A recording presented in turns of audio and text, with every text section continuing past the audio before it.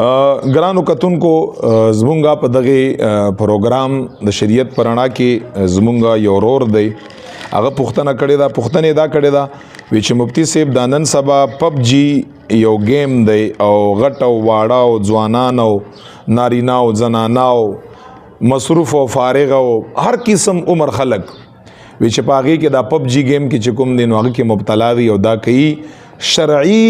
توګه باندې د پب جی گیم کړل یا هغې له ټیم ورکول یا په هغې کې ځان مصروف کول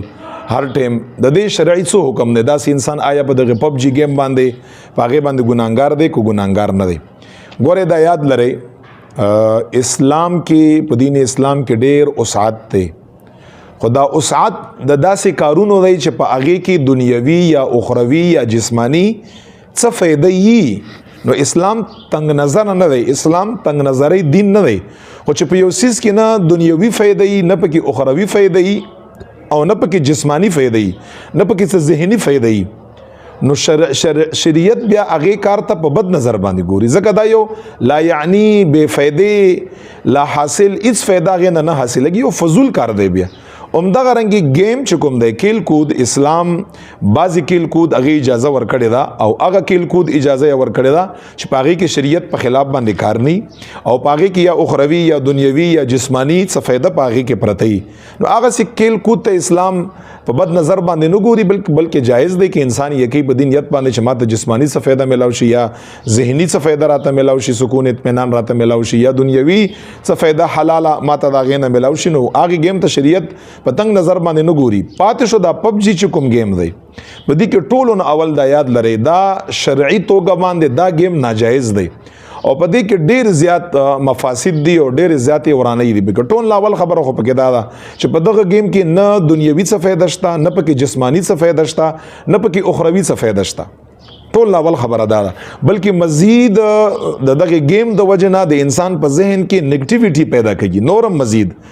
لکه څنګه چې په دغه گیم کې د څه شی کنو په عملی زندګۍ کې هم دغه انسان نه همغه شیان کیږي نګټیویټي بل انسان په ذهن باندې انتهایی منفي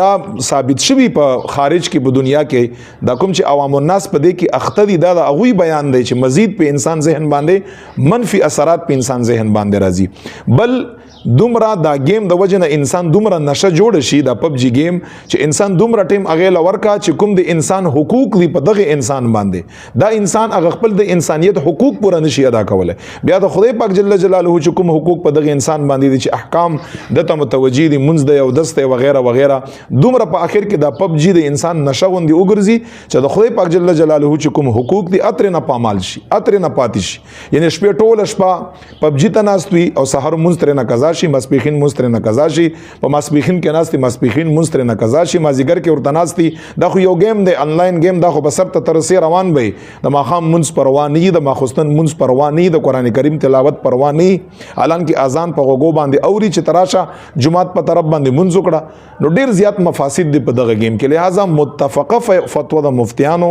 صاحبانو د علماو د امت دا ده چې پب جی گیم کې مفاسد د دنیا او د آخرت او جسمانی دا ډیر زیات دي بلکې انسان ذهن دومره کمزور ہے چې بعضی وخت انسان په خودکشي باندې مجبور کوي